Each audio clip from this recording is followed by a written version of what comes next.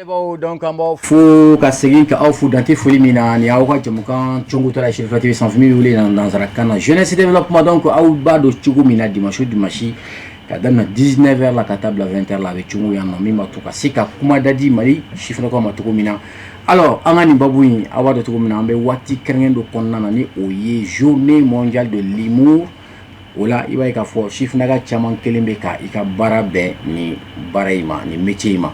O la an ye maa saba wele min b'a to journée mondiale de l'humour in a kana tɛmɛ maaw ɲinɛ ma cogo min na. Ma fɔlɔ o ye Makan Tangara ye ni bɛɛ b'ale dɔn ni ale jatigibɔ tɔgɔ ye Papi le comédien. Ale fana b'an bolokɔrɔ a filɛ an ma yan fan fɛ n'Ala sɔnna ma an n'ale bɛna ɲɔgɔn sɔrɔ jɛmukan kɔnɔ sɔɔni. Maa filanan o ye Alassane Sanogo ni bɛɛ b'ale dɔn ni Leader Santos. Merci. Alors, Leader Santos. So ni amena kuma di fana ma. Ma dɔ b'an bolokɔrɔ yan ale tɛ maa dogolen ye ni ale ye Jakarta Sinayoko ni bɛɛ b'ale dɔn ni Orni Zowa. Alors, an nana an bɛna aw bɛɛ ɲɛnajɛ k'aw nisɔndiya an ka tigɛrɛba faga an yɛrɛ kɔnɔ. Alors, tout de suite, on va faire une introduction brève. Tout de suite, Makan, comment vas-tu? Ouais, Dieu merci. Ça va? Alhamdoulilah. Alors, il faut que vous rapidement, il y a un timini clone yelaye, Makan, donne fois yela quand Chérif la fleur au qui don ambi Jabranou sans faire, réseau sans faire. C'est la première fois aujourd'hui de venir sur le plateau. Ouais. Dites-nous qui est Makan. Ouais, qui est Makan? Makan, je m'appelle Makan Tangara. Bon. Ou bien le Papi. Papi. Oui, c'est Guida Toroye. Bon, au Kéran Tchati de Wotor. D'accord. Voilà. Papi le comédien. Voilà. Très bien. Alors, Papi le comédien d'où? De Bamako, de Kita ou de Kai? Moi, je viens de Ségou. Ségou. Ouais. Très bien. Ségou, Mara, Tona. Yann qui c'est blanc. D'accord. Très bien. Alors, Amena Andada Bella Soni, Santos. Oui, oui. Toujours oui. Alhamdoulilah, ça va. Maron a fait l'homme. Le propriétaire de tous les dossiers. Alors, donnez-vous qui c'est qui est Salam alaikum. Aman lajɛ baga na lamɛnbaga bɛɛ lajɛlen fo an kanubagaw an bɛ bɛɛ lajɛlen fo k'a fɔ bɛɛ ne tɔgɔ yɛrɛ Alassane Sanogo. C'est ça. N bɛ Bamakɔ yan Kelema mais n wolola Kucala n mɔna Kucala quartier la ni mun ye Lafiyala ye. An bɛ foli di Kucalakaw bɛɛ lajɛlen ma yan nɔ an bɛ Tunkara la Bamakɔ yan. Kala école yan Jalambia. Ah bon? Ah oui oui. Santos ambi voilà deux jours caman b'i bolo i n'a fɔ i bɛ se ka mɔgɔw ladege mɔgɔw bɛ baara minnu kɛ actualité parce que actualité yɛlɛma i ka cogo la donc mais avant ça i bɛ se ka dɔɔnin fɔ yɛrɛ k'i ye Kucalaka ye mais bien avant i tun bɛ minnu kɛ.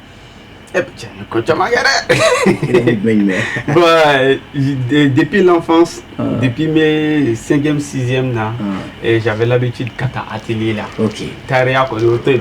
Non, ni sigile manchi sans faire. Il va faut que non, khalenga blagata. Tu as fini ou tu fini? Ma beke, mais ça flabella. Mais metaria ke ni chamanko la d'ailleurs ali nani Bamako.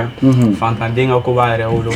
Agela le ni taria de ganga etidi fe un sara. Ni taria ke wati kera la fana souvent marché au bejo. Ala on me kelman boli. Après il a fait gachera fa to on me bien faire faire pépé mina on me so bien faire. Il y a une bateau, après j'ai eu la chance aussi qu'à Barake mine d'or là, à la mine d'or de Loulou Boumoto, j'ai passé 1 an et demi là-bas. Je suis actuellement comme arbitre. En tant que quoi? En qualité de... Bon, nous donnons des manœuvres. Comme diplôme bien boulot, nous donnons des manœuvres domaine. À quel niveau d'études? Je fais la licence bien boulot en géographie. J'ai licence là. D'accord. Mais nous donnons des manœuvres. Très bien. Nous donnons talent poussé, ni barawere soro. Très bien. Ok, voilà, actuellement, mais Bamako yan non, Cameroun ni sondia. Voilà. Leader Santos. Voilà. Comment ça n'a aidé? Je connais maman. Ok. Hormis Zoa, l'homme qui ment même en respirant. Dis-la-tu. Comment tu veux dire? Oui, ça va. Tu es connu côté Foma Eblé. Non. Mali comédien Mbé Baba. C'est clair. C'est ça. Bah, fin de drame, il y a un dégoût. Je suis partout ou nulle part. Parce que nous avons fait un quoi. Donc, on a un quartier fort, on a un donc, on a Yemandi quoi. Et on a une télé Yemandi, une émission de la boîte. Peut-être un classe de Coxé. On a un Yemandi quoi. Donc, nous avons publiquement un quartier fort. Nous avons chez nous, nous avons jamais de solution sur la dalle. Donc, j'ai interdit. Je suis partout ou nulle part. Voilà, regarde ce que d'ailleurs. Voilà, t'es fait à Papi. Mais il y aura une non, Papi, qu'est-ce qu'on donne? Et que souvent, on a on m'a fait voilà.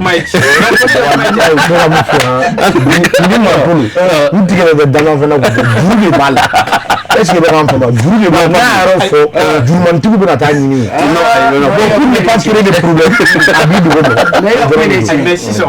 avez papier à Bordeaux, mais Bordeaux, mais un bébé à nous, un chemin adressé pour mais il va quoi?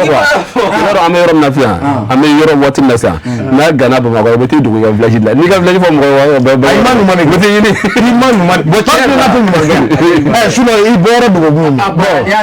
Je suis partout, né malien, né mal femme, mais bon femme. Donc ni non, ça c'est flou. Alors rapidement, on est aujourd'hui la journée mondiale de l'humour.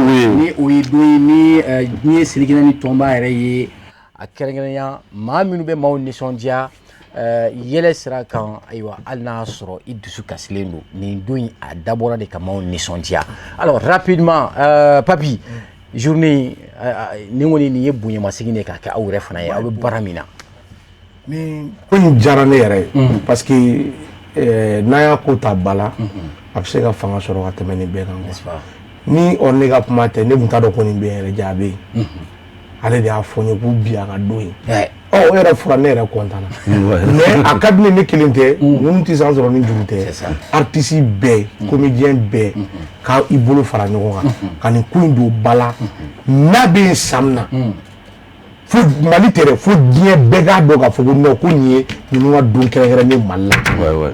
Fa fenega dundun na quoi. Na dun sira. Aye, oubé. Ouais. Voilà, bodo ko ni ngala ni. Vraiment wallahi. Ibe tabali ngoshi to do, ga tabali ta wal salon tabali ni chef la ta de quoi. Voilà. Ni be dula tabali chef la ni era di. Do be fagi kolo saga do chef la sa ko. Vraiment to ko me. Maga idra. Ah. Allah di. Amu wala ko kera. Maga idra. Ni maga idra tangara. Santa Seydou. Edu. Ay bon, amasanga kuma neti Haidara yi, ne Haidara kanu baay. Voilà. Donc amase mo koy mo daw gitene do jagar bay ni Haidara. Afere Haidara. Mais jagar bay ni Haidara. Bebe don. Atan mu. Mais ibaro ni a jetemine, nu fle u ga Haidara to dawla.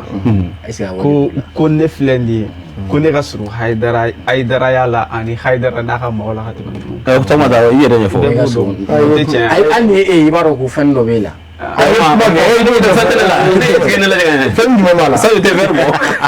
verbo wala verbo. Santo se ve amposa. Anda ko ma fe. Ya famiyaro. No, na ta jatimne. Halle kuma ga choni na bilani na wala fo choni na je, ni ta ma choni na je badro ko Haidara ya fembe bene mene la kwa. Alle ga tango to ko na Haidara ya be tango to mina. Ya be ya ra be tanu ko ra be tango. No be se ga ben dollar be ba so ano che ga ja. Misala sisa dobe iba anogole no mechen fini bene mala me atala. Par exemple ni flene sisa. Ayre ba be kala makabala ka da te tienfo. Ayo ko ni ya no oni Haidara mi ngon soro fani. Ala dalo ya ko. Abi fo de masila. Vraiment. Je sens le sang de Haidara. Et où ça? Haidara no Haidara bon intérêt pas bien ngati ko. Ko mbe Haidara bon intérêt. Naidra gi ñe comme si ay ubita ñoo do parce que segu kay ni mo ko fo yi fere la be ana soro tamani ngune be segu de la ngati ite Haidara ni ñala be dro idi ne ko ni la chien ça be Haidara ne farla ça hein no Haidara wa ça a jo nga chere fa ça no va farla parce que ima fen do ya ba bo ça ay chere do ça ay chere fa nen kishen bo mais anane ya no ne won sella Ah, ne ye seli la. Ne seli la yɔrɔ. E ta yɛrɛ parce que nana Dakar la i ka seli mɔgɔw k'i remarquer caméra bɛ fan bɛɛ. E t'a faamu ni mɔgɔ bɛ yɔrɔ min na caméra tun bɛ yen. Ayi caméra bɛ yen. Caméra bɛ chef jama ɲɛna o. Non, ne ye seli la dɔrɔn fo ka ne yɛrɛ farigan si wuli quoi. Ah, mun ye farigan si wuli sa? Bon e ta nan fiya ye. Juma don mɔgɔ min ka se juma kɛ seli fana ye. I bɛna i dira ko fo o tɛ wala. Juma ka fɔ 16h. Ok. Mais a b'a kalama kun min y'a to. Ayi an mago foyi an mago t'o la. Juma sera k'i to yɔrɔ min na i b'o de fɔ an ye. Alhamdulillah rabbil alamin ne bɛ se ka min fɔ i yɛrɛ la sunkalo la ne sera ka n ka quartier mɔgɔkɔrɔbaw ni denmisɛnninw fara ɲɔgɔn kan ka taa kɛnɛba kan ne tun b'u laseli. I yɔrɔ min ne tun b'u laseli. Mɔgɔ minnu ma seli kɔfɛ olu fana u jo t'o la dɛ. Ne ye mɔgɔw laseli. Ne kana fɔ Zadia la sɔrɔ la ne kana fɔ Sabi.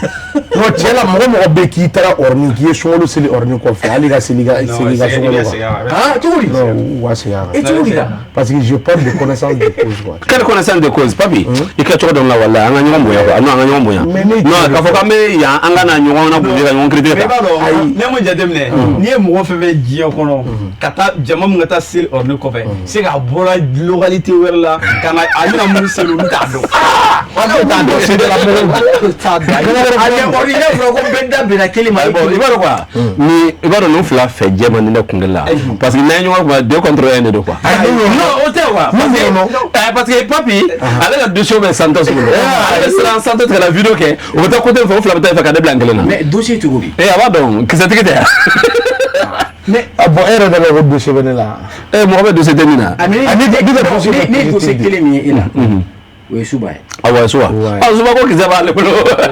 Ayi dugumataw bɛ yen. Ma bi yan. Ayi dugumataw bɛ yen. I b'a dɔn i b'a ye mɔgɔ caman de bɛ kuma o ko la. Mɔgɔ 100 a 100 la mɔgɔ kelen taara k'i b'a tiɲɛ dɔn. Suba ye kaliki kuranɛ la i b'a fɔ a b'a sisan mais Suba ko komi kisɛtigi dɔ bɛ yan ayiwa aw bɛ se ka mun de fɔ a ye Suba ko in kan. Bon Suba ko kisɛ o filɛ nin ye moi même je sais mɔgɔw tun bɛ ka mun miiri o tɛ. O tɛ ouais. Jumɛn i n'a fɔ jumɛn? Mɔgɔw tun bɛ ka miiri entre parenthèses olu moi je savais qu'il pouvait. A kun na furu de yan. Non a kun tɛ na furu. Moi je sais très bien que o fana tun y'u ko actualité baiser léger. Min bɛ k'a bila Moi je savais. Mais n'i y'a bɛ siran ne ɲɛ dugumataw bɛ n'olu yɛlɛla dɔrɔn a ka compte bɛ fermer. Compte bɛ bloqué O jumɛn? Ayi mais n'a ma ye k'a fɔ i ye kisɛtigi ye. Parce que an bɛ yɔrɔ min na ça c'est le mois dédié à vous. Donc on est en exclusivité. I b'a dɔn Sadio fɛn kelen de bɛ fɔ mɔgɔ fɛ i b'a dɔn ne yɛrɛ filɛ ɲɛnamaya kɔnɔna na ni kulonkɛ bɔra la aw kɔni b'a dɔn ne ye mɔgɔ ye n tɛ nkalon tigɛ en réalité sérieux bɛ na wa n bɛ fɛn fɛn fɔ ne ye tiɲɛ de fɔ i b'a dɔn waati dɔ la kɛɲɛba taga a tun ma nɔgɔ samiya waati ninnu na. Parce que ne tun bɛ to ka taa société civile président yɛrɛ fɛ n'o ye Fede Mamadu Fa Kuyate ne bɛ to ka taa ale fɛ ale Musa Sakɔ 0 ne bɛ to ka t'olu de fɛ yen.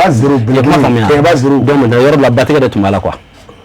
Kɛɲɛba sira. Batigɛ de tun b'a la. Yɔrɔ ba fila bɛ ɲɔgɔn kunbɛn yɔrɔ ko ba fila bɛ yen ba fila bɛ ɲɔgɔn kunbɛn yɔrɔ dɔ la. Bafin ni Bajɛ. Awɔ Bafin ni Bajɛ mɔgɔ de fɛ sa o ba yɔrɔ nin dɛ i b'a dɔn an tun bɛ kulon de tigɛ ka taga. Samiya fɛ yan. Ka kulon tigɛ ka sa ji tigɛ ka sɔrɔ ka taa quoi i b'a dɔn ji tigɛtɔ. N tɛ nɛgɛ tellement que jama bɛ caya kulon kɔnɔ kulon bolitɔ o de kɛ ji ka kuran gɔngɔn de bɛ wuli ji sanfɛ parce que ji fleuve sacré de don quoi a bɛ kɛ n'a fɔ mototigiw bɛ ka arale kɛ ka hɔrɔn kɛ kulon kɔnɔ ji sanfɛ poussière yɛrɛ bɛ wuli ji sanfɛ n'a fɔ a bɛ ka boli dugukolo yɛrɛ la. Mais o kɛra kɛ ni jɔn de t'a kɔnɔ. Bon a mɔgɔ ka ca dɛ bon o senfɛ ne ka téléphone dɔ tun bɛ ne bolo Alcatel de tun don i b'a dɔn ko Alcatel de binna ji kɔnɔ. A binna ji kɔnɔ ne ye téléphone bɔ k'a fiyɛ k'a kungun téléphone min mɛnna yɔrɔ min na répertoire mɔgɔ ka numéro bɛ ne kun répertoire bɛɛ bɛ ka n wele n ka cɛ ji bɛ i ka téléphone kɔnɔ mun ye ne bɛ mun bɛ yen bɛɛ bɛ ka n wele n ka cɛ ya quoi ji sera a ma mun bɛ yen bon ne ye mɔgɔ ye nkalontigɛ man. A kɛra wagati jumɛn? A kɛra wagati jumɛn? A kɛra wagati jumɛn? A kɛra samiya de fɛ. O de la Santos ko mɔgɔ min bɛ taa seli e kɔfɛ. Bon ordini i bɛ kuma fɔ i bɛ ɲɛsin ale ma. Bon i b'a dɔn parce que e yɛrɛ bɛ ka i yɛrɛ kɛ po ye quoi. Ayi fɔ tɛ o ne bɛ ka tiɲɛ de fɔ tantɔ. C'est-à-dire yɔrɔ ɲɔgɔnna kɔnɔ ni fɛn ma k'i ɲɛna a sɔsɔliba man ɲi. Voilà e ye ne faamu. Ordini filɛ ka mun fɔ n na a ka deli la ka ne yɛrɛ sɔrɔ. Ouais. Donna a décidé à me voyager à me tanga dugula. Carte tienne na sira la. O wakati nu a sɔrɔ carte performance ma bonya. Donc maintenant o mena doni a sɔrɔ nga dɔgɔn quoi. Carte tienne na ngi sira la. A ma se ka dilan quoi. O ko kanga si kungo kɔnɔ. E bɔ magar ko ɲɛ. An sira kungo kɔnɔ dugu jɛra. U ye mécanicien dɔ ɲini o nana carte dilan.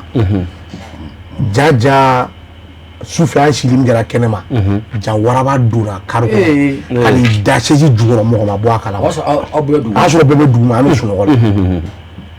Mobili dilanna an wulila parantigɛ y'a gosi an bɛ ka taga. Bon an nana surunya an ka dugu la. I bɛ bɔ dugu laban min na k'i se an ka dugu ma mɔgɔw bɛ ka jiginni daminɛ. An nana se an ka dugu la. Ne ko parantigɛ ma ko ne bɛ jigiya.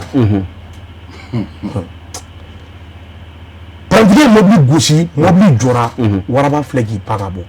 E bɛ ka jigin ale fana bɛ ka jigin. Ne bɛ ka jigin ale bɛ ka jigin. Waraba y'i pan ka bɔ ne fana bɔra waraba nɔfɛ. Parantigɛ y'i jɔ ne ma ko passé. Ne ko mun fɔlɔ bɔra n ko ye passé sa. Parantigɛ ko ko ayi ne bɔ n ko n'i y'a sara n ka kɛ dangaden. Ni fɔlɔ bɔra ne m'a sara ne ta sa. Bon i b'a dɔn dɛ i ka waraba kelen o waraba kelen ne tora a ka mobili tiɲɛna tu kɔnɔ ne yɔrɔ min na dɛ ne tora yala la tu kɔnɔ dɛ ka t'o waraba kelen de dalen sɔrɔ o y'a sɔrɔ ne bɛ karamina na quoi ne bɛ karamina ne ye waraba ne ja tigɛ kojugu ko tu filmes waraba ko non je mange o yɔrɔ dɔrɔn ne y'a bila E min bila. E t'i yɛrɛ i b'i turu de dɛ. je mange dumuni tɛ ne bɔ ne yɛrɛ ko E pas ne yɛrɛ ko yan. Ne y'a wele ko tu yɔrɔ min tɛ cigarette min ko je mange. o yɔrɔ dɔrɔn ne y'a bila. Donc orni I b'a dɔn ne bɛnkɛ dɔ bɛ yen ne bɛnkɛ dɔ bɛ yen ale tɔgɔ ko Ibrahim Dabo quoi u b'a fɔ ko Cameroun ale bɛ Kɛɲɛba ne ale tun ye chauffeur ye mais ne de tun y'a ka apprenti ye quoi an bɛ to ka taa kungo kɔnɔ donc a tora camion de kɔnɔ dɛ mobili sen kelen bɔra dɔrɔn ka don kungo kɔnɔ ka bɔ a la ka cun ka don kungo kɔnɔ ne cɛ Ibrahim Kanto Dabo orni jigi jɔ ne ka taa pinɛ ta ka na i teliya ne jiginna ka taa sɔrɔ pinɛ dalen bɛ waraba yɛlɛnna dɔrɔn k'i sen croiser k'i sigi pinɛ sanfɛ quoi sufɛ tile fɛ kɛ kungo kɔnɔ donc ne nana fɔ Ibrahim n ko ne bɔra baara la quoi ayi o tuma fa de bɛ la wa k'i ka taa pinɛ ta k'i bɔra baara la e bɛ mun den sugu ye i tɛ teliya Ibrahim yɛrɛ taara ka taa sɔrɔ wara sen croiser don ɔ nin kɔnɔ kɛ an bɛɛ bɛ bɔra baara la wa e bɔra baara la de ayi ka baara bila Ervi filɛ ka mun fɔ nin Ibrahim walayi ne b'a dɔn e k'o fana dɔn a kɛra yɛrɛ de et puis cɛ in maraka de don dɛ han Mali bɛɛ CM ka ale ta ye Dabo de ayi Dabo maraka bɛ yen o kana nin ko tiɲɛ sa Dabo maraka bɛ yen o ka ca kana tiɲɛ ni o maraka kɛ kelen o de tun y'a f'i ye Mali bɛɛ maraka de ka di ne ka tɛmɛ Mali siya bɛɛ kan awɔ non ne yɛrɛ b'a ka kuma sɔn ci bon mais n'i bɛ naloma ɲini marakaw de don fɛnɛ wa n da t'o la dɛ ko a filɛ ka nin mun fɔ ne bɛnkɛw de maraka e bɛ ka fɔ ko i cɛ ayi mais bɛnnakaw mais c'est son voilà a bɛ ne bɛna mun f'i ye ne b'o sɔn ji la i kelen k'o fɔ a kelen k'o baara démissionné min kɛ don dɔ a y'a décidé de k'a bɛ taa bɔ a buranna la quoi yɔrɔ b'a dɔn souvent senna yala ninnu fɛ i bɛ se ka tɛmɛ buranna kan a filɛ ka sira de fara ka don a buramuso fɛ yen k'a bɛ taa foli kɛ a taara sɔrɔ a muso yɛrɛ fɛnɛ bɛ yen bon a taara yen a taara sɔrɔ buramuso bɛ sɛfan balabalali de la quoi buramuso de ko k'a ka sɛfan dɔ ta k'a dun marakakɛ ye pin a pan k'ale t'a fɛ cɛ k'ale ka ɲi bon a taa kuma selen sisan a ko k'a b'a muso wele ko muso ka bɔ ko a n'a cɛ ka taa ɲɔgɔn fɛ o kɔnɔna la marakakɛ de filɛ k'i bolo fa sɛfan na k'o bila poche kɔnɔ o filɛ ka bɔ u jɔlen a bɛ ka moto labɔ sɛfan de filɛ ka bɔ ka bin marakakɛ ka forokiya poche kɔnɔ ka bin caman la o jugu de y'a buramuso la yen cɛ fa tennaw bɛ wasi ɲɔgɔn kun ko ni maraka kɔkɔra k'a bɛ fan da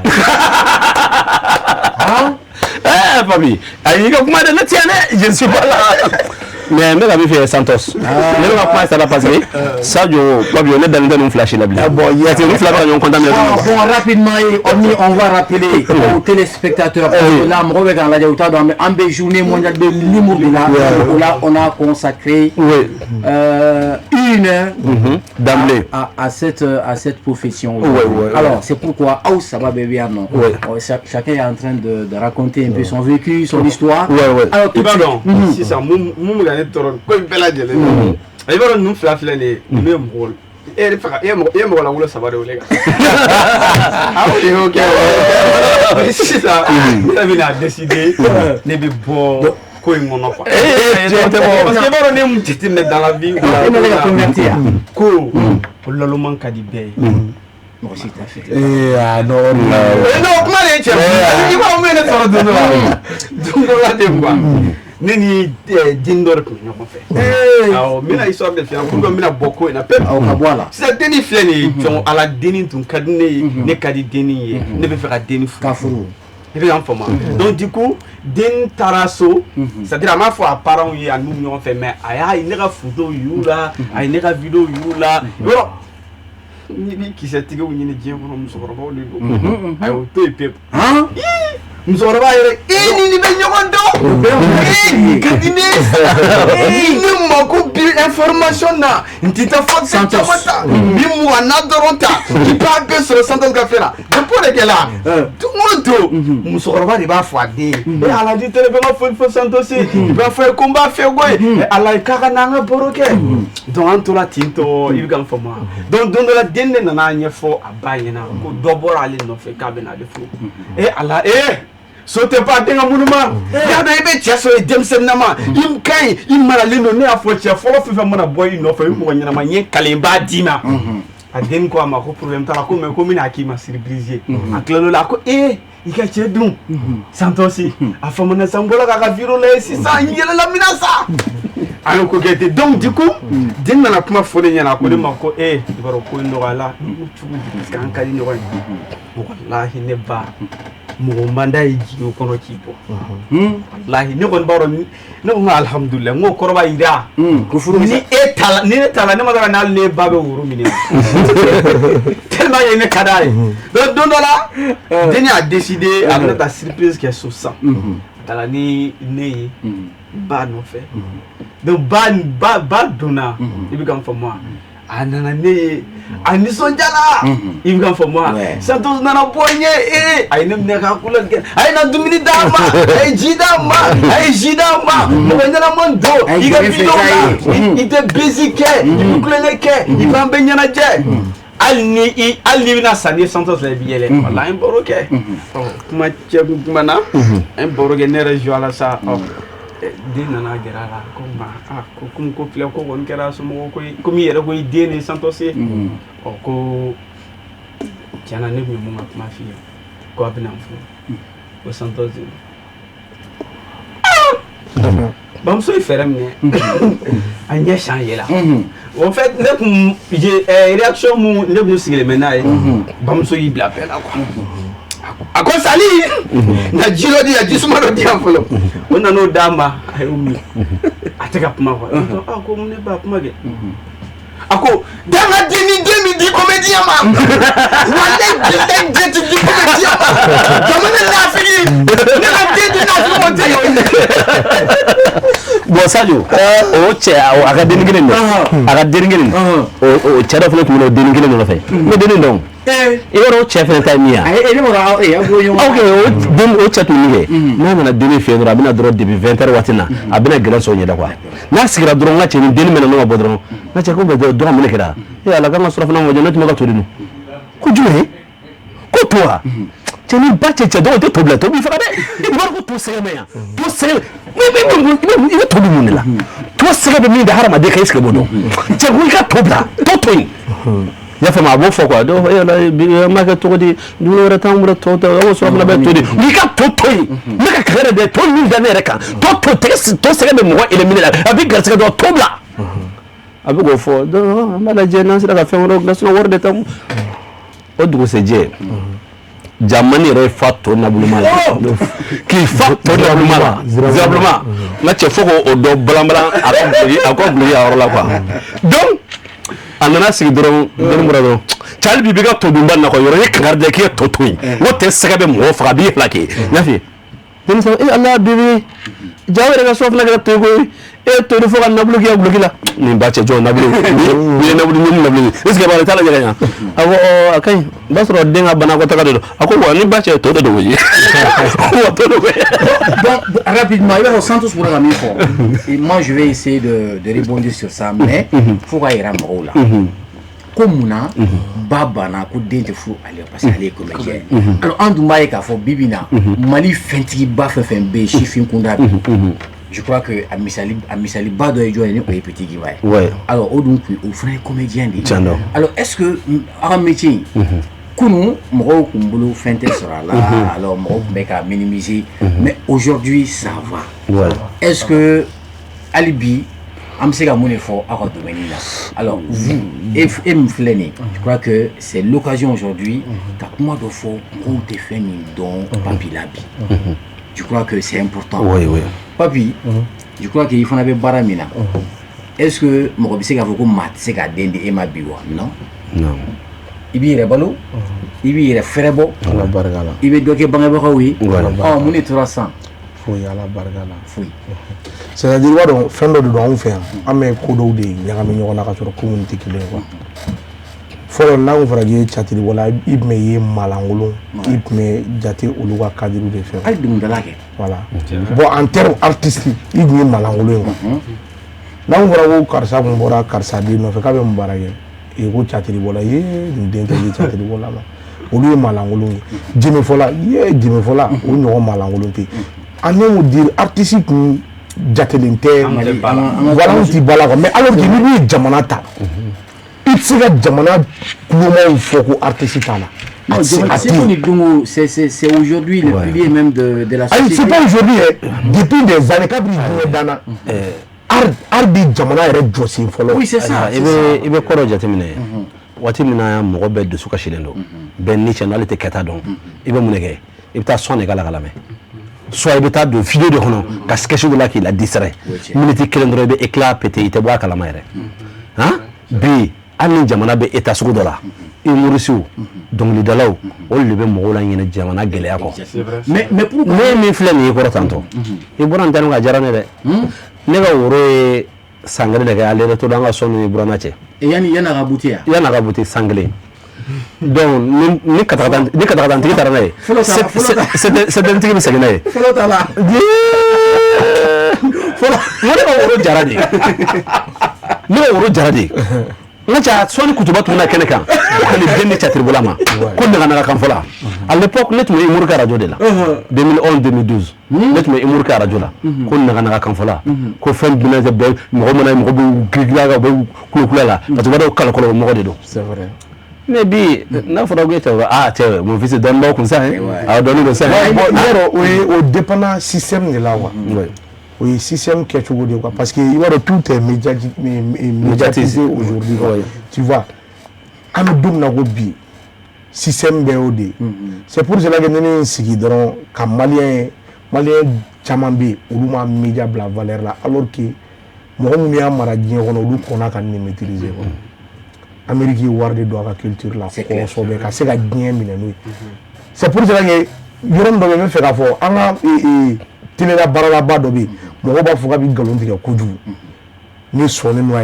ni malien be parce que muna Amérique ye millions de bo financement ka galon tige wala sa ka payer la avancer mais nale bugo ka faso c'est un vrai patriote mo ba fo ni galon tige la té alors que e be ka ta mo mun ta apprécier lu be galon tige le to tige ni galon tige faso comme ye dîner doyo ka galon tige ki faso la bla katala kala tanye fait ka faso la avancer avec quotient nama mun ya to tiɲɛ dɛ bon c'est pour cela qu'il faut que réseau nafa an ka faamu k'a fɔ ko nin bɛɛ de b'a la guerre caman bɛ yen sa kelen don guerre médiatique de an tɛ marifa ta ɲɔgɔn kan ma bɛɛ bɛ ka vidéo min kɛ ka ɲɔgɔn bon missile ni roquette bɛɛ bɛ fili yen bon nin yɔrɔ min f'an ka faamu de quoi an bɛ thème min kɔnɔ pour que n kana bɔ o kɔnɔ u k'a faamu catiribɔla o y'a ka catiri vie o n'a ka vie réelle tɛ kelen ye fo mɔgɔw k'o de faamu catiribɔla tɛ mɔgɔ lankolon ye dɛ mɔgɔ lankolon yɛrɛ fɛnɛ tɛ se ka kɛ artiste ye non mais papier ka ɲɛfɔ bɛɛ lajɛlen c'est-à-dire n'i y'a ta k'a lajɛ n'a que la mal constitution c'est-à-dire n'a que la arbi éducation c'est-à-dire conservateur donc ni molangulo fendo chatri be boy dombe ke fembe be ke oui wot la mwa fo sani ani jamana mago be ka donc jamana den sanyon kan abe fo de ko seko ni dongo donc si ça ni goni aye jamana yo ta ko don aka bien la segi nafa de bala nafa de bala donc o kun korona na ambi afo bela jeli je sais très bien que bi alhamdulillah mo ti artiste la ni nyemu ye forola o de la ni we tin mais ga fo artiste ye ali 600 akle le nou be se ka ke jusqu'à présent donc al bien encourager ta d'accord comme be ga ke fait on fait ni attendre c'est bien alors baraka ya la be baraka mina minga ka Santos ka kuma sonjela na do fo positivement en cas don fo négativement felobe do fenema imuru yɛrɛ nafa dɔn dɔ ma théâtre yɛrɛ ni impoli yɛrɛ vous m'excusez du terme à sensi dɔn quoi dɔ b'u yɛrɛ wele artiste dɔ b'u yɛrɛ wele comédien dɔ b'u yɛrɛ wele humoriste yɛrɛ min ye comédien yɛrɛ min ye u tɛ fɛn dɔn a la parce que avec les sites web concert maintenant les TikTok concert ni min ye vidéo min kelen kɛ n'o vie ba kɛ dɔrɔn u bɛna bɔ sini k'ale ye comédien u t'i yɛrɛ ɲini ka formation kɛ ni yɛrɛ k'i ye fɛn ye dɔrɔn k'i fila kɔnɔ o ye de la to a caman laban taara kɛ kuma fɔbalifɔw ye a taara kɛ naganagakanfɔw ye a taara kɛ molobaliyakanfɔw ye a caman taara yɛrɛ sɔrɔ kasow la donc baara o baara n'i bɛ fɛ ka k'i ka métier i b'a sɔgɔbɛ k'a sen k'a lajɛ a tagabolo ɲuman ye min ye mɔgɔ t'i yɛrɛ bonya recherche ma quoi n tɛ nin dɔn i b'a dɔn diɲɛ ma don o don mɔgɔ bɛ kalan i tɛ fosi dɔn k'a lawasa quoi don o don i bɛ kalan bulon de kɔnɔ mais n'i y'a ye bi k'i b'a fɔ ko n wasara n bɛ fɛn bɛɛ dɔn o de y'a to i bɛ taa fili sira kan dɔw ta en réalité il dépasse les bornes dɔw bɛ manamana ko kɛ ka comédien tɔw lagosi dɔw bɛ kɛwalejugu kɛ ka humoriste tɔgɔ nɔgɔ o de nana kɛ sababu yɛrɛ ye mɔgɔ dɔw bɛ yen olu yɛrɛ de ye humour bɔ da la dɔw yɛrɛ de ye comédie bɔ da la dɔw yɛrɛ de ye art bɔ da la taabolo dɔw bɛ yen n'a yɛrɛ mɔgɔ dɔnnen la et surtout e dɔnnen don dɔɔnin tagabolo dɔ ka ye la a tɛ fɔ bilen ko nin ye tagabolo de ko nin ye artiste tagabolo ye donc fɛn de kan k'a dɔn ko nin image de man ɲi e ka nin structure ma e ka nin tagabolo ma ni e t'o dɔn donc n'a fɔra o la ko ɲɔgɔnbɔla dɔw bɛ nin taabolo kɛ e tɛ se ka sɔsɔliko la tiɲɛ don dɔw taabolo don dɔw taabolo kɛ dɔw fɛ dɔw tɛ ma donc an ka denmisɛnninw wele humoriste wele u k'u former ayiwa kɔrɔmamɔ a fɔ bi e artiste kɔrɔba ye e da kɔnɔ a mɛnna i ye formation ka taa fɛ mais e dɔgɔnin fitinin ni e ye vidéo kɛ sisan o vidéo dan ye 600 700 800 ye e bɛ ka dɔgɔnin min na di n'o ye vidéo kɛ o bɛ taa 1 million 700 000 800 000 la e bɛ taa fɔ k'i bɛ concert wa o ma ye ko kɔrɔ kɛra ɲɛngo ye koyi e yɛrɛ bɛ ka vidéo kɛ e tɛ ka taa yɔrɔ la e yelen tɛ yɛrɛ e bɛ n'i jɔ k'e bɛna fɛn fɔ ne ma alors que kuma ye min ye l'amour n'a rien à voir avec la maladie n'a fɔ mɔgɔ bɛ sa ni bana tɛ b'a f'i ye ko ndiviso la de la o muna gira te avancer et avancer alors que c'est différent de ça d'accord c'est pour dire gal dino en comédien korba do go ale te demsen na dibli quand même ale ba de ga salfa ale ma de ga foifa quand même ale koni aka diplôme sayo bi ni be fa humoriste demsen ki lamé fin dama do be i ka vidéo bila ka viba kɛ diɲɛ bɛɛ bɛ k'i tɔgɔ fɔ a fɔ ko kelen fila i ka concert kɛ ka saliba fa n'u taara ko yɔrɔ ekɔliso kuruba fa e ma se k'o ɲɔgɔnna kɛ wula dɛ o ma an ka concert ma kɛ ɲɛna sisan c'est vrai ko ni bɛ so la il faut que denmisɛnninw fana k'a dɔn k'a fɔ ko i bɛ wolo k'i fa sɔrɔ baara dɔ la i bɛ tɛmɛ a la mais a t'a yɛrɛ k'i fa t'a dɔn a bɛ san biw k'a la mais o yɔrɔ kelen bɛna don a la a bɛ garisɛgɛ di ani sangatigi la bi e k'a fɔ k'i bɛ denmisɛnnin sangatigi la di a i ta ye problème ye dɛ e ye ɲɛngo de asiri de ah non a tɛ ala ka ne ci alors on va parler toujours de cette journée parce que an b'a ye k'a fɔ aw ye min fɔ a bɛɛ ye tiɲɛ de fɔlɔ mɔgɔw tun bɛ ɲugun métier in na nka métier in yɛrɛ bi na je peux dire que métier in de a ye ɲɛda kura ta Mali kɔnɔ c'est vrai et ni i bɛ jeune fɛntigi fɛn fɛn bi a bɛɛ aw ɲɔgɔnnaw de ye mais yɔrɔ dɔw fana la an y'a fɔ cogo min na comme tu as si bien dit Orni n'a ye fɛn dɔ fɔ positivement an b'a négativement fana fɔ c'est important parce que bi bi na n'i y'a ye aw caman tɛ ka se k'aw ka fɛn yɛrɛ tɔnɔ bɔ kosɛbɛ a kun ye jumɛn ye a kɛbaga cayara o ye kelen dɔw t'a maîtriser o b'a kɔnɔ dɔw t'a bɛ don aw kan i n'a fɔ bi Mali faama tila bɛɛ Mali waritigi tila bɛɛ u ka wari bɛ don da minnu fɛ a caman na o ye aw n'a ɲɔgɔnnaw de nga a tɛ du ka n'u aw na ɲɔgɔn na cogo di cogo di orni filɛ nin ye mɔgɔ caman bɛ orni dɔn Mali kɔnɔ orni bɛ se ka kɛ sababu ye ka na ni papier yɔrɔ dɔ la alors c'est vrai que orni dɔnnen don mais i bɛ taa sɔrɔ papier wulila sisan mais o donnen don ni orni ye mais orni de kɛra sababu ye ka papier lase karisa ma mais o karisa in tɔgɔ ko nata kama a b'a kɛ nin ye mais a t'a kɛ orni ye est-ce que o sɛgɛn fana tɛ aw kan bi wa c'est important de le dire. Ne bɛna min fɔ sisan bi vous m'excusez du terme mais yafa belebele deli bi n'i ye artiste ye ou bien ne ye mɔgɔ sugu dɔ ye pour que ka dɛmɛ yɛrɛ sɔrɔ ka dɛmɛ yɛrɛ sɔrɔ k'i wasana wari sɔrɔ o y'a sɔrɔ i fari man di la dɛ m'a faamu kosɛbɛ i fari man di la quoi c'est-à-dire e banalen bɛ e kan ka taa furakɛ Maroc Tunisie jamana wɛrɛw la wari mugu bɛna di ka bɔ wari bɛ cagnotte bɛ kɛ k'o wari d'e ma ou bien i ka faama dɔ bɛ o wari bɛ financer a ko karisa mago bɛ Faransa la sa a ye wariba bɔ ka taa o y'a sɔrɔ wari min bɛ ka di a tɛ e yɛrɛ bolo e t'a da dɔn yɛrɛ bon ne yɛrɛ bɛ min fɔ nin yɔrɔnin na i ma o ma i bɛ fɛ ka ne dɛmɛ ne ban don ne saya don ne ka janajakɛyɔrɔ i bɛna taa wari de bila ko k'o to n ka denbaya ye i bɛna wari de bila ko ka saraka bɔ yan nɛɛma ka se ma i bɛna wari de bila ko ka n kɔ dilan wari tɛ dun ne ɲinɛ ne da t'a kuma la wari tɛ dun ne ɲinɛ ne da t'a kuma la yanni ka jɛgɛ jalan kɛ ka su fifa a k'a lajɛ ka da banabaatɔ ma a bɛ ka wari don ne sugɛ ne sangafo de cercueil ni fɛnw na a y'a avance di ne ma sisan ka dɔn na ɲɛnama n bɛ fɛ ka n débrouiller yɛrɛ kaburu kɔnɔ i kana dɛsɛ wari di yan n ka cɛ orni tɛ bila cercueil kɔnɔ dɛ dugu de bɛ sen k'i don yen tɛ bila cercueil kɔnɔ n dɛmɛ ayi i tɛna bila cercueil kɔnɔ an bɛ dugu de sen ni yɔrɔnin na ayi sa manamanakan fɔ den da sa e bɛ bila cercueil kɔnɔ cogo jumɛn dugu de bɛ sen ka hadamaden don yan cercueil mun cercueil ko bɛ yan Sadio n'i y'o yɔrɔ fɔ n bɛna kuma tuguni positivement d'une part bonya de don Sadio e y'i jigi da ne kan ko ne k'e dɛmɛ ne ye e ta ka t'e yira n jigila mɔgɔ la o ka se k'a ka dɛmɛ ɲɛnabɔ o ne fana ka kunna wele hali n'a ma di e yɛrɛ ma n'a kɛra e kama i b'a dɔn tabarakala karisa i ye n sutura ne ye n jigi de ka k'e fɔ mɔgɔ ye e bɛ se ka ko dilan e sera ka nin kɛ karisa ye hali n'a ma kɛ e yɛrɛ ye ɲumanya tɛ fili quoi sɔntɔ subi o ye tiɲɛ ɲumanya kɔni i mana fɛn o fɛn kɛ mɔgɔninfin a tɛ fili parce que i mana kɛ cogo o cogo la ɲumankɛla foyi tɛ yen nɔ ko fitiriwaleya tɛ kɛ i la tiɲɛ don se ka kɛ diɲɛ kɔnɔ i mana ɲuman kɛ cogo o cogo fitiriwaleya bɛ kɛ i la mais o tɛ mɔgɔ si décourager o man kan ka mɔgɔ si décourager de la parce que i se que i bɛ mun dɔn quand même ɲuman a tɛ bin quoi a bɛ se ka kɛ i t'a sɔrɔ bi i b'a sɔrɔ sini ou bien walima i bɛ fɛ ka sɔrɔ cogo min na a tɛ na ten mais a bɛ na cogo wɛrɛ la mais en dehors de tout ça c'est que ne yɛrɛ mago bɛ mun na c'est que moi je vais faama ko in c'est très bien n'an ye faamaw sɔrɔ mun b'an dɛmɛ c'est bien tu vois artistes bɛ faamaw dɛmɛ mais c'est que moi je souhaite o ye an artistes yɛrɛ ka se ka pan an kama na sans pourtant dépendre des riches.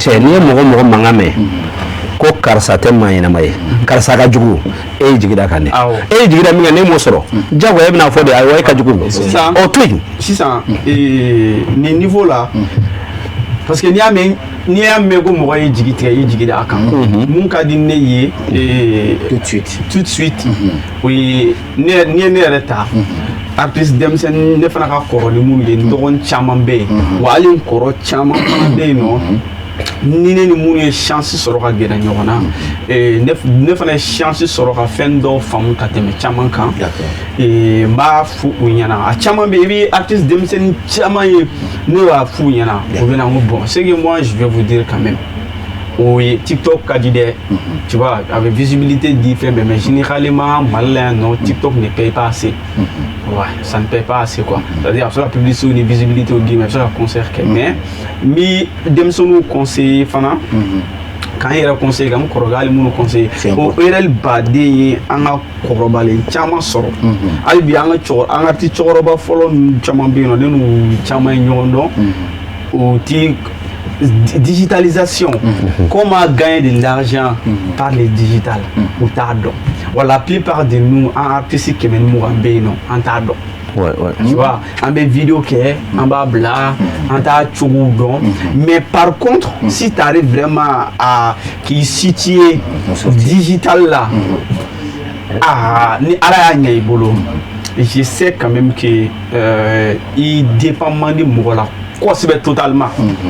Donc il faut démissionner au cours hakili to fɛn dɔw bɛ an b'a sɔrɔ an bɛ se k'an mara an ɲɔgɔn cɛ i yɛrɛ bolo i b'i ka fɛn sɔrɔ a la mais ni denmisɛnnin fɛ gɛlɛya ɲɔgɔn na n b'a fɔ ye a ye YouTube créé peut-être ni caman ma ɲɔgɔn sɔrɔ mais a bɛ se ka kɛ dɔw b'a mɛn na a ye YouTube créé a ye TikTok vidéo kɛ a ye YouTube vidéo kɛ aw yɛrɛ ka YouTube a bɛ ça paye ni n'a ɲin'i bolo tu n'as pas besoin d'être esclave de quelqu'un Facebook à Facebook à Baraque Facebook là il y a un artiste mais à je peux être fier souvent qu'à faut que moi grâce à moi Santos quelqu'un a eu vraiment une voiture grâce à moi à mes conseils parce que ni tellement poussé moi à être vers YouTube à être Facebook à continuer monétiser ou do Baraque à Baraque à mobile sur là à une ka foyer grâce à toi j'ai une voiture.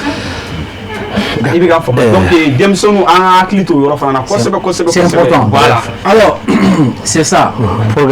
Particularité mise tout de suite ornie. Parce que ni maouli kana forcément kana maou blaté ata.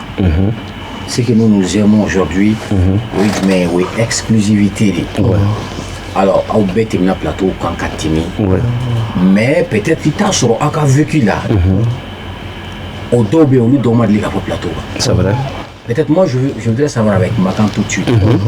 Alors en tant que toi comédien, un jeune comédien, et c'est qu'il a vécu qu'il a joué concrètement, mon est black en métier qu'on a quoi. Ni oye comme maou nyenadje, comme maou la yele, mon est black et de quoi tu es sur là.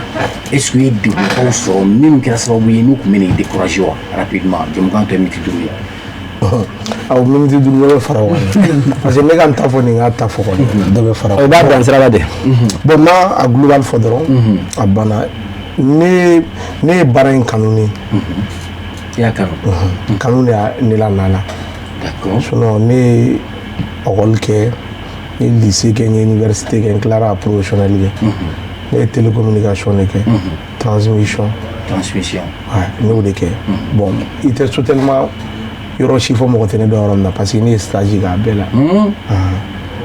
la caméra de surveillance ne b'o kɛ ne bɛ interphone kɛ ne bɛ réseau kɛ i b'a kɛ est ce que i bɛ kan faamu bon ne y'o kalan de kɛ i b'i ka kalan kɛ kalan kɔfɛ mun ka di yɛrɛ ni ye i b'i ɲɛsin o ma k'o ɲɛɲini k'o dɔn est ce que i bɛ kan faamu n bɛ k'a fɔ minnu bɛ n dɔn u b'a sɛbɛntiya commentaire la est ce que i bɛ kan faamu ne ye technicien de bon ne ka kalan de kɛ catiri bɔ in de diyara ne yɛrɛ ni ye depuis ne bɛ école la a ka di ne tilara de ne y'o de fɔ ne tilara de ka formation kɛ hali san ne bɛ kalan wɛrɛ sɔrɔ ne b'a kɛ kalan yɛrɛ de ka di ne quoi parce que kalan ye fɛn dɔ ye kana fɔ ko n ye nin kalan kɛ jija n bɛ nin da o baara kan fo k'o sɔrɔ o tɛ o kalan ye lumière de tɔrɔsi de don n'i y'a jɔ dibi la a bɛ yelen dayɛlɛ i ye bon fɛn ka di yɛrɛ ye n'o ka di i bɛ tila k'o ɲɛɲini k'o ɲɛdɔn k'o tɔ bɛ jabaru masa bolo mais e ko k'e donna a la kanu de kama est ce que i don waati a la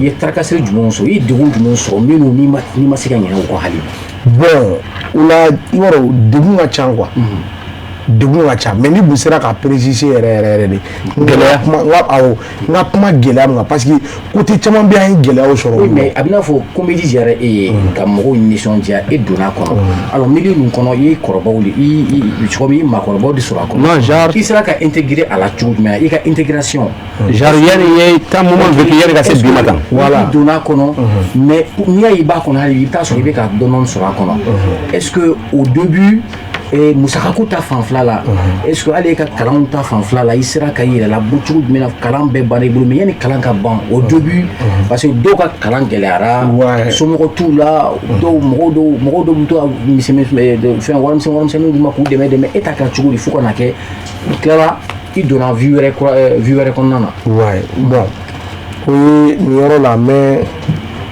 Gaga fo yan kosɛbɛ Gawusu parce que an ka ko daminɛ Gawusu ye jɔn ye? Gaga Gawusu ok comédien don i y'a bɛ Jɔni Kunali y'a fɔ sababu ɲuman ma an ka fɛn daminɛ an wulila ka se ale de ma an y'an kalifa ale la après an nana gɛrɛ Petit Bandi la yɔrɔ souvent mun tɛ sɔn tɔgɔ min fɔli ma a bɛ se ka i bɛ ɲinɛ dɔgɔ quoi i gɛrɛla dɔ la au début a y'i dɛmɛ caman a b'a fɔ ɲinɛ olu kɔ quoi a b'a fɔ kɛ fitiriwale voilà i ye fitiriwale m'ale tɔgɔ fɔ voilà bon alors que souvent a bɛ kɛ quoi i bɛ taa sɔrɔ dɔ b'i ɲɛkɔrɔ mais hakili t'a ye quoi o tɛ fitiriwale o tɛ foyi ye bon au début an gɛrɛla Gaga de la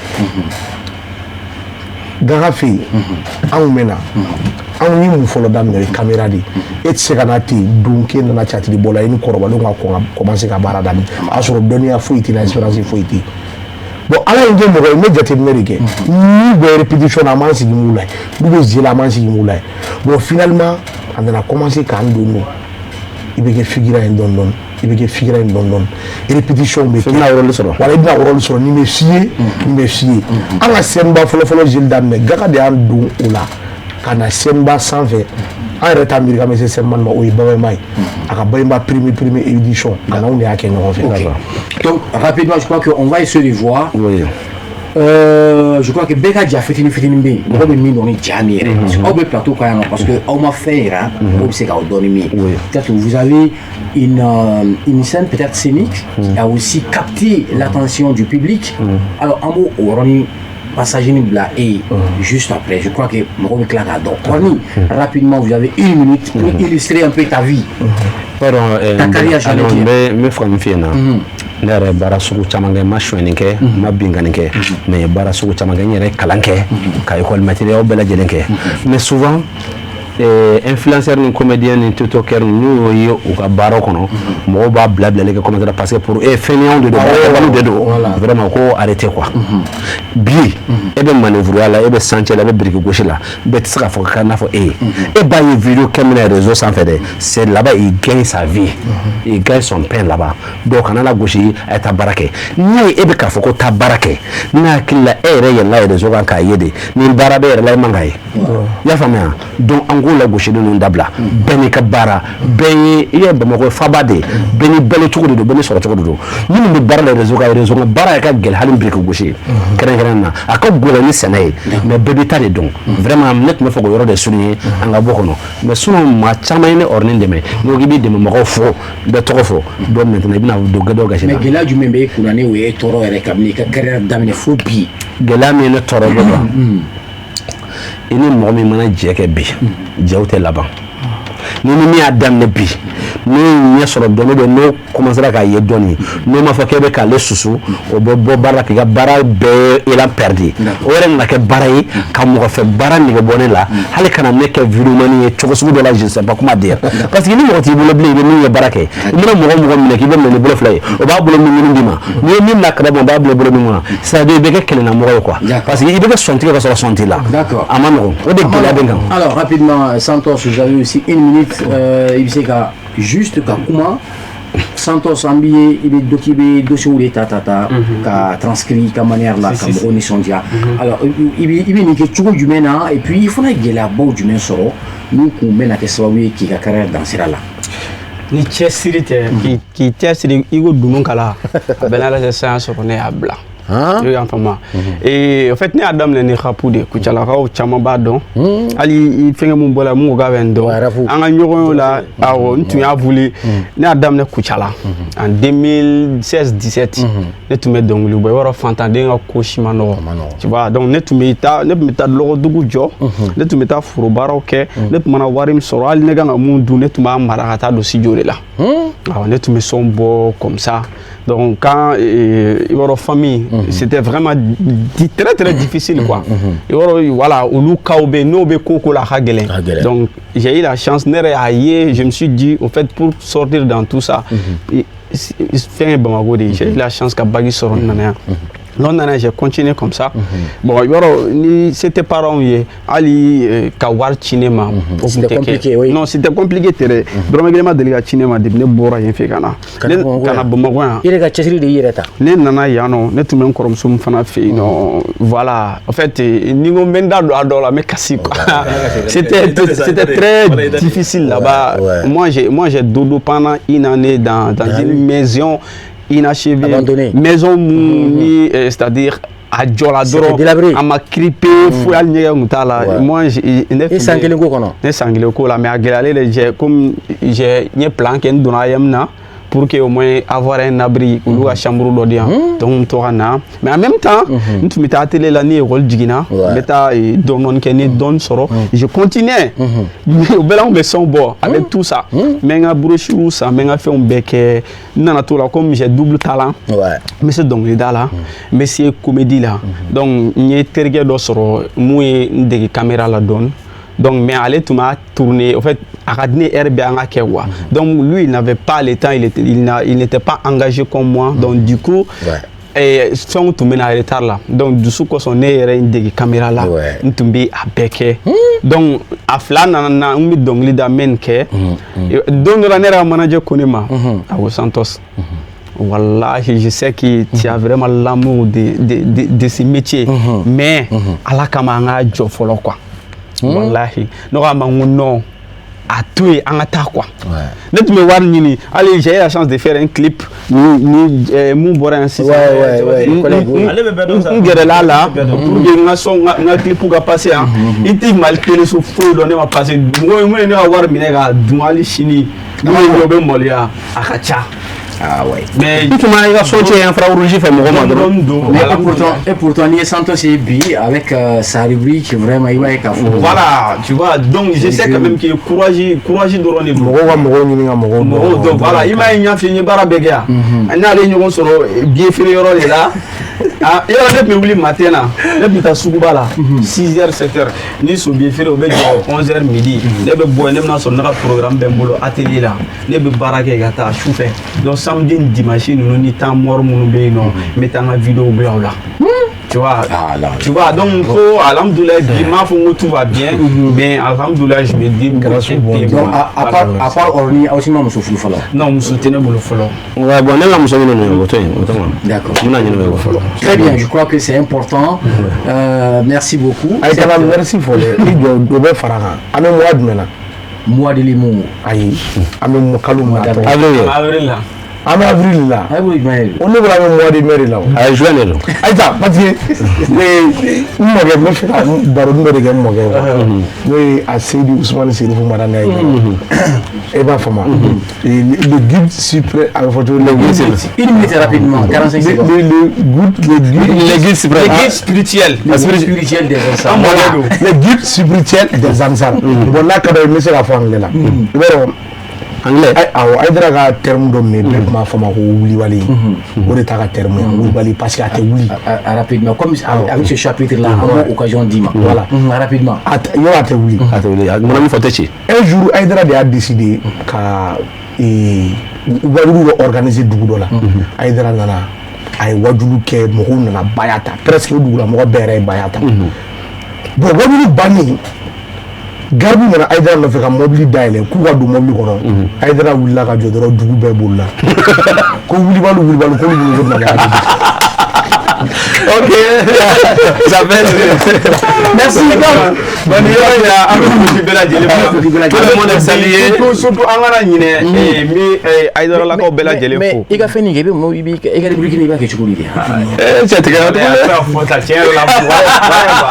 parce que il faut na foli di Aïdara lakaw ma en fait ni n taala yen nɔ tiɲɛ na o bɛ n bonya tiɲɛ yɛrɛ ne bɛ DGP kɔ dɛ DGP o nana kɔrɔ de ta i ka baara minɛ ne taalen ko bɛ wa clé comédien ma c'est pas